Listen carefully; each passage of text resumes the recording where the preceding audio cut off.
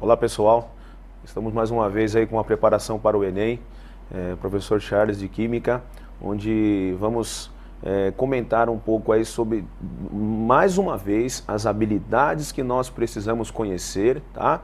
E logo em seguida fazer alguns exercícios. E como eu disse na aula passada, né? Toda aula eu preciso apresentar para vocês algumas fórmulas químicas de algumas substâncias que são exigidas para conhecer. Melhor diversificar, mostrar várias fórmulas para você ficar bem preparado para o Enem, conhecer. Se falar de ácido tal, onde ele é encontrado, em qual substância. Então, nessas nossas aulas de preparação, vamos falar das habilidades que nós necessitamos, assim como algumas fórmulas químicas que está na habilidade que nós vamos comentar agora, tá?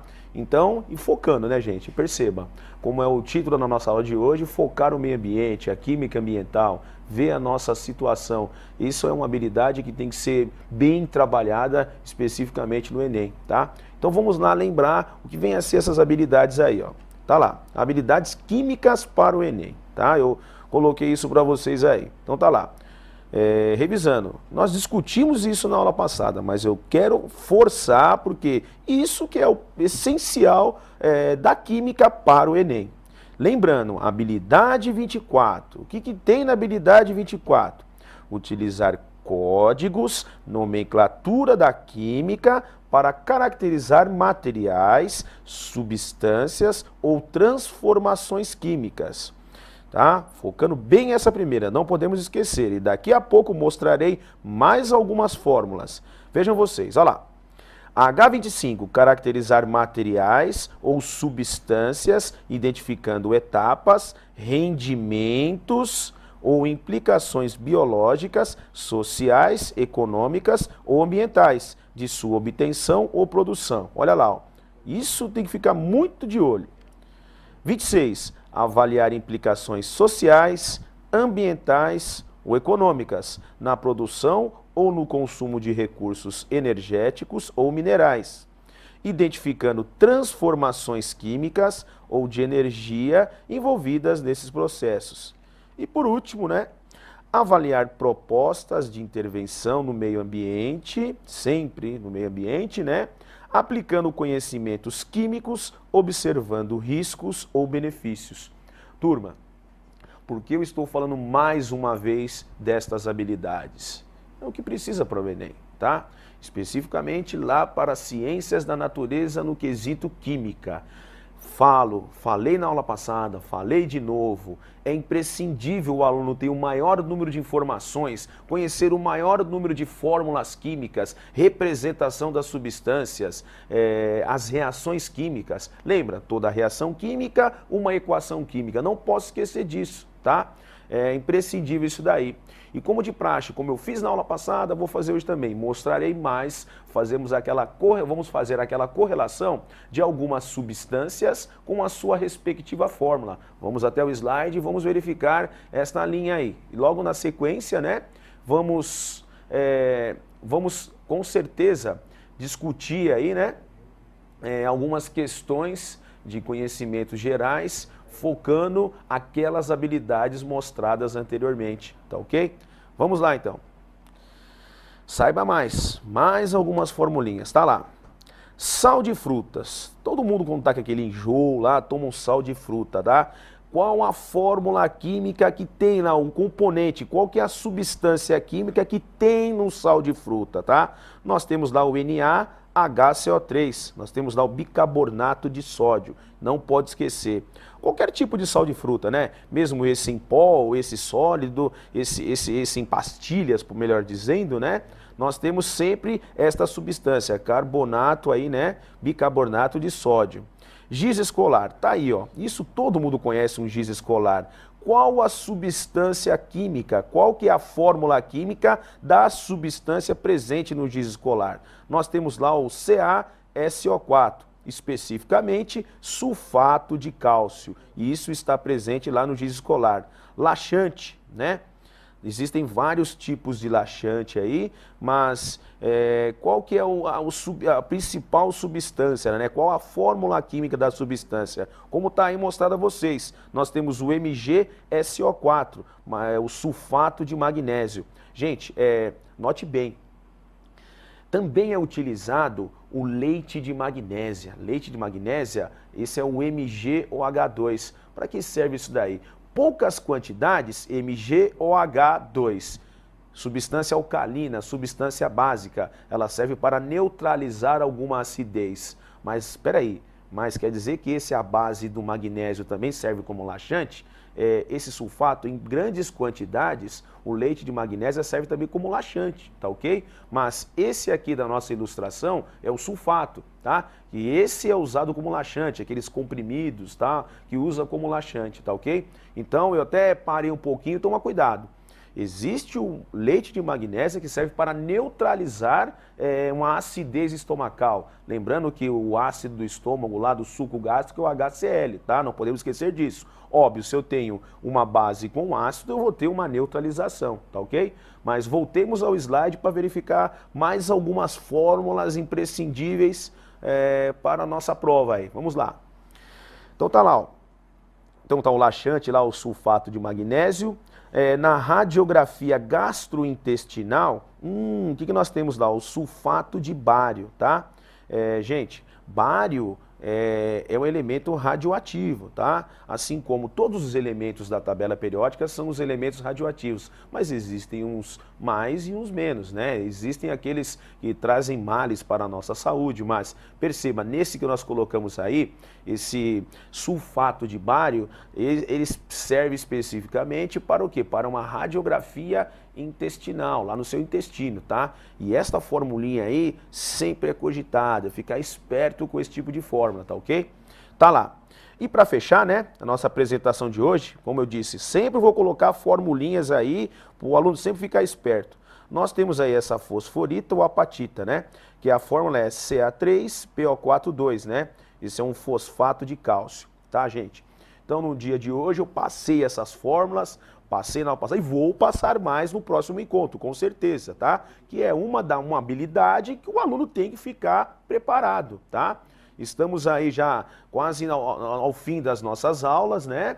E com certeza, se você acompanhar, seguir as nossas orientações, com certeza você vai obter bons resultados aí na sua prova do Enem. Tenho fé disso daí, mas não pode acomodar, você também tem que fazer os seus estudos, as suas leituras, sempre estar acompanhando aí as nossas aulas, tá? E fazendo sempre a revisão quando necessário lá no nosso site depois, tá? Gente, vamos lá.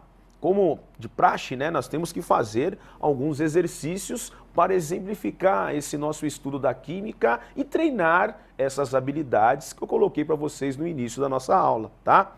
Então vamos lá para a primeira questão do dia, né? Vamos verificar o que acontece nessa questão. Então vamos lá, primeira. Opa, olha o Elinho lá. Elinho apareceu, exercício. Questão número 1, tá lá assim. Assinale a alternativa na qual os combustíveis estão em ordem crescente, perceba lá, crescente, do menor para o maior, do impacto ambiental produzido. Assinale a alternativa na qual os combustíveis estão em ordem crescente do impacto ambiental produzido. Então vejam vocês, nós temos várias sequências, eu preciso saber aquele que polui menos e aquele que polui mais. O ideal seria um biocombustível, mas nesse caso temos um bio aí, temos aí o etanol, né? Só que perceba, nas alternativas temos aí gasolina, diesel, temos etanol e assim por diante. O ideal seria usar só biocombustível, né? Mas, de acordo com o enunciado desse exercício, eu preciso saber aquele que polui menos e aquele que polui mais. Então vamos verificar as alternativas e ver a mais viável aí. Vamos lá então. Então tá lá. Primeira, eu tenho lá etanol, gasolina e diesel. Etanol como menos, gasolina como médio e o diesel como mais, né? Geralmente aquela poluição enorme que sai dos caminhões lá, né? Proveniente de óleo diesel. Então veja, gasolina geralmente é usado em veículos de menores, veículos automotores, um veículo de porte médio, posso dizer, né? E etanol. Então vamos lá. Etanol como um bio, né? Gasolina como fóssil e diesel como fóssil. Creio eu que esta sequência aí eu preciso saber qual que é a sequência que o impacto ambiental é menor, né? Então, eu tenho aí como resposta a letra A, mas vamos verificar as outras, olha lá, ó. Se é menor para maior, então tá lá, diesel, gasolina e etanol, esse tá ao contrário, perceba, né? A A e a B, uma ao contrário da outra. Então veja, se é crescente, menor para o maior, etanol, gasolina e diesel é a viável. A B nós podemos descartar, aí depois eu tenho gasolina com a menor. Se é menor para o maior, vamos descartar a letra C. A letra D está como etanol primeiro, opa, legal. Diesel segundo, é o que polui mais. E gasolina terceira? Não, paramos. Aí depois a letra E, né? Gasolina, diesel e etanol. Então vejam vocês, turma, eu tenho que saber uma sequência ideal. E aí ficamos com a letra A, né? Que fica lá o etanol, né? Proveniente da cana-de-açúcar. Depois nós temos a gasolina. Aí o aluno fala, pô, mas gasolina, diesel, qual que polui mais? Vamos lembrar do nosso cotidiano. Às vezes você não enxerga lá saindo aqueles poluentes atmosféricos lá do escapamento de um carro de pequeno porte, né? Já no caminhão, às vezes acontece bastante naqueles com óleo, a base de óleo diesel, sai aquele monte de fumaça. Então, se eu quero colocar uma ordem crescente, eu vou colocar lá, né?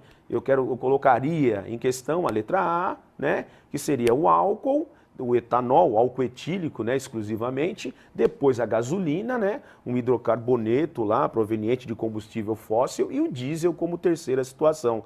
Tal fato que gasolina e diesel, no seu processo de obtenção, eles têm pontos de ebulição diferenciado, né, tanto o diesel como a gasolina, tá?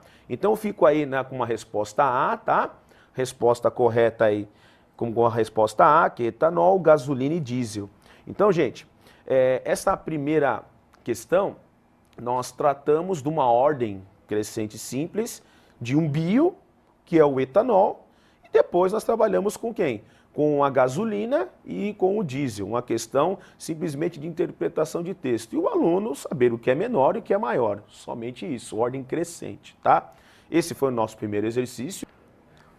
Olha lá, a questão está relacionada à figura a seguir. Então veja, gente, tá lá. O que nós temos lá na nossa figura? Vamos fazer uma análise aqui. Percebam vocês. Temos lá uma metrópole, uma cidade, né? E aqui perceba que nós temos tem um ar 3 aqui que eu posso ver que é uma poluição, né? Perceba que aqui nós temos um ar 2 que está dizendo que é o estacionário e nós temos um ar 1. Perceba que o que está acontecendo nessa ilustração. Vejam vocês que toda a poluição gerada aqui pela metrópole, pela cidade aqui, né? Ela está circulando aqui, né? Nesse intervalo. E aqui, ó, perceba que ela não está passando pela situação 2 e muito menos para a situação 1. Tá, e o que acontece nas grandes metrópoles, né? A poluição fica em torno lá, né? Agora, gente, vamos lembrar uma coisa clara. Um dos principais poluentes atmosféricos, esses óxidos do enxofre. Aí você fala, putz, óxido do enxofre? Vamos verificar isso daí então. Olha lá, eu vou até o quadro aqui e vou mostrar para vocês, eu já falei isso em tempos passados, mas eu volto a repetir, tá? Olha, se você, lembre-se, um dos principais poluentes, nós temos lá o SO2. Esse daqui é terrível. Por quê? Se eu tenho um SO2, obviamente no estado gasoso, o que acontece? Esse, né, um dos poluentes, posso dizer naquela situação do ar lá, simplesmente ele fica lá impregnado lá no ar. Mas esse acontece o seguinte, quando ele chega lá nas nuvens, obviamente lá nas nuvens nós temos aguinha, tá? E o que acontece se esse daqui junta com aquela aguinha vaporizada que está lá? Nós já fizemos isso daqui, mas volto a repetir, olha lá, ó. Se eu juntar o H2O mais o SO2, o que vai acontecer aqui, menino? Olha, eu vou ter H2SO3. O que acontece com isso daqui? É a tal da chuva ácida. Olha lá, uma função aqui inorgânica, um ácido, né? Que simplesmente isso volta em forma de chuva. Mas lá na situação não estava falando nada sobre chuva ácida. Eu sei que não está falando, mas não custa ressaltar, tá? Agora então vamos lá. O que está acontecendo? Está circulando toda aquela poluição lá na metrópole. Vamos voltar agora ao enunciado da questão e vamos ver o que está acontecendo e assim por diante. Vamos lá então, olha lá. Sobre a figura, é correto afirmar que representa de forma esquemática o fenômeno denominado. Tá lá. Que fenômeno é isso daí? Isso é usado bastante, lá na geografia estuda bastante isso daí, mas por que está discutindo em física, em química hoje, melhor dizendo? Esses óxidos poluentes acontecem bastante aí, não podemos esquecer, tá? Olha lá, então na letra A, esse fenômeno então eu posso dizer, né? Chama-se ilha de calor, provocado pela concentração de construções. O ar em 3, não podemos que em 3 é aquela parte bem próxima lá dos predinhos da metrópole, né? O ar em 3 quente e seco permanece junto à superfície terrestre, enquanto o ar em 2, que é aquela situação intermediária, não podemos esquecer, permanece mais frio que em 3. Turma, não podemos esquecer, tá? No primeiro é o 3, eu vou até a ilustração mostrar com vocês mais uma vez, né? Senão fica um pouco confuso. Olha lá, lembre-se que a 3 é aquela região próxima aos predinhos lá, né? A 2 é aquela fase intermediária que foi batizada como fase estacionária. E o número 1 é aquela um pouco mais distante lá. Então não esquecer. 3 é embaixo, 2, 1, né? 3, 2, 1. Está regredindo isso daí. Quanto mais alto eu estou diminuindo a numeração. Por que eu estou falando isso? Porque nas alternativas vai começar a confundir. Então tá lá. A primeira nós já verificamos, né? A ilha de calor provocada pela concentração de construções. O ar em 3, quente e seco, permanece junto à superfície terrestre, enquanto o ar em 2 permanece mais frio que em 3. Gente, lembre-se, isso aí cai um conceito também de densidade de gases, tá? Se eu estou mais quente, a tendência é o quê? Subir. Se eu estou mais frio, a tendência é diminuir densidade de gases, né? Então toma cuidado. Olha que a A já está fugindo um pouco da situação. Vamos ver a B, ó. Ilha de calor que se forma pela associação das condições de poluição local do ar com o avanço de ar 2, que é úmido. Úmido, se ele é úmido, está no meio, ele é mais denso. Estranho isso, né? E 1 e 2 permanecem sobre a cidade devido às baixas temperaturas do ar. Gente, você viu, né? O úmido está no meio. Se eu estou com úmido, então não está acontecendo isso daí. Lembra lá, então tem alguma coisa estranha, né? Vamos ver lá a próxima. Olha lá, ó. O que está acontecendo aí? De acordo com a ilustração, né? Nós temos aí como a letra C, acontece uma inversão térmica em que o ar 3 é frio e permanece próximo à superfície terrestre, porque o ar 2 quente um tampão.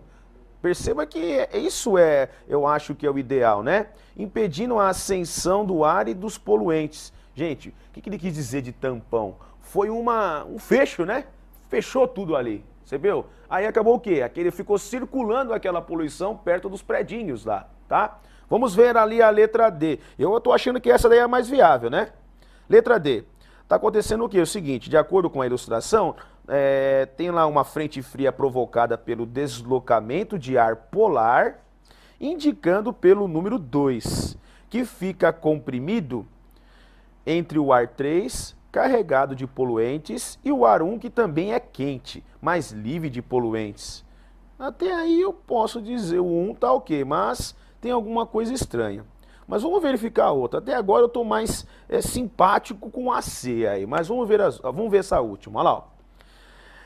Frente quente provocada pelo deslocamento de ar 3, que é continental, e por sua alta temperatura é mais pesado e fica impedido de ascender devido ao ar 2, que é frio, e não se mistura com o ar 1, que é quente. Gente, no meio, Viu lá, tá o estacionário. Lembra? Situação 3, situação 2 é estacionária, situação 1. Como é que tá lá os poluentes? Eles estão girando aqui. Como eu disse, né? Se ele é mais denso, a tendência é ficar onde? Vai ficar embaixo, né? Então, como lá na letra C falou que aquele funciona como um tampão, então, para concluir tudo isso daí, eu coloquei alguns comentários aí e eu queria que você ficasse atento a isso, tá? Vamos até o monitor verificar esses comentários. Tá lá assim, ó. Eu disse o seguinte: a figura representa a inversão térmica, fenômeno em que camada de ar quente, em geral mais baixa, fica sobre a camada de ar frio. Foi isso que aconteceu lá, né?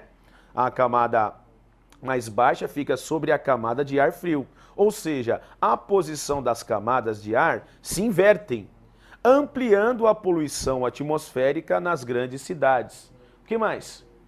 E aí, ó, eu coloquei lá para vocês, isso é a letra C mesmo, gente. Olha lá, ó, por quê? A inversão térmica em que o ar 3 é frio, permanece próximo à superfície terrestre. Tá frio? Tá mais denso, fica lá embaixo. Porque o ar 2, que é quente, né, funciona como um tampão, impedindo a ascensão do ar e dos poluentes. Vamos voltar para a figura para dar uma olhada? Então o que aconteceu, gente? Olha lá, ó. Foi o que aconteceu. Ele ficou aqui nesta situação, né? Que o mais viável foi a letra C. Aqui funcionou como um tampão. Posso falar que foi um fecho aqui, que não deixou esses poluentes saírem aqui? Então funcionou como um tampão isso daí. Então com isso, né? O que nós colocamos lá, ó? Nós colocamos a letra C, né? Que fica mais viável para a situação, tá? Gente, o que foi isso daí? Você percebeu o quê? O que teve de química aí? Simplesmente eu sei que os óxidos do enxofre, os óxidos do nitrogênio, esses poluentes dos combustíveis fósseis aí, CO2, né? Eles ficam lá nas grandes metrópoles. E aí, qual foi o conceito que nós tínhamos que conhecer? O mais denso, lá embaixo. O menos denso fica lá em cima, tá? E no caso ali, o que aconteceu? O que o examinador induziu o aluno? Ele falou que a situação intermediária funcionou como tampão, foi uma tampa que não deixou os gases passarem para a fase estacionária 2 e a fase 1. Esta foi a jogada, tá? E para fechar o nosso trabalho de hoje, vamos fazer mais um exercício aí, tá ok? Mais um exercício. Tá lá, ó. Essa caiu no Enem já, ó. E foi exclusivamente daquele poluente que eu acabei de mostrar para vocês num quadro ali.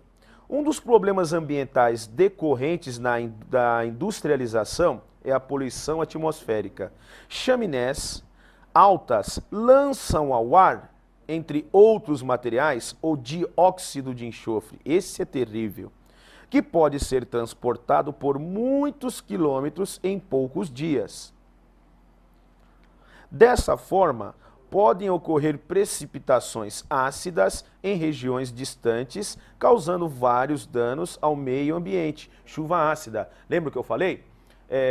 Tem o óxido do enxofre, ele gasoso sobe lá, junta com a água lá das nuvens, a água vaporizada, e a junção da água vaporizada com aquele óxido de enxofre, depois da precipitação, ele volta em forma de chuva ácida, como eu tinha colocado no quadro para vocês, tá ok? Tudo que está comentando aí no início, no enunciado da questão, é isso daí, né? A chuva ácida. Mas voltemos para o enunciado, vamos lá.